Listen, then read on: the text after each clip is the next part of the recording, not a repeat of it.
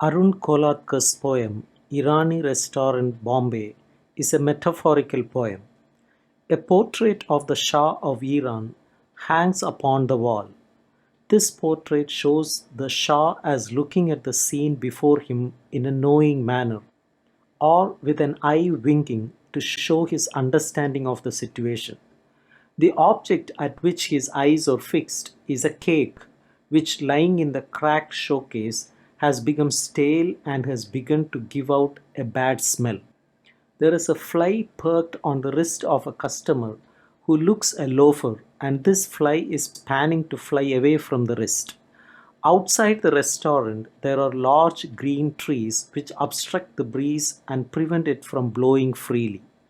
There is a swan floating on the surface of the pond.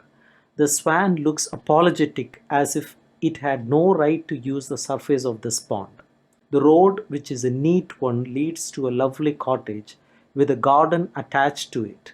The loafer who is feeling thirsty sees the glass of water which a waiter has placed before him, and the water in it is shaking.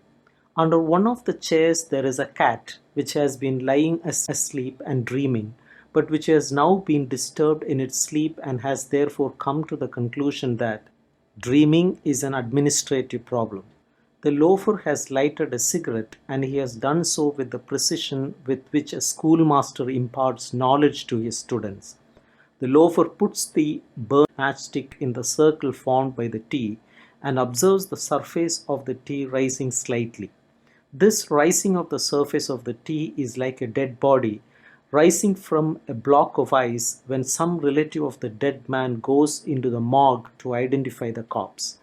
The burnt matchstick in the tea circle resembles the defiant needle of a compass pointing aggressively to a star in the black sky.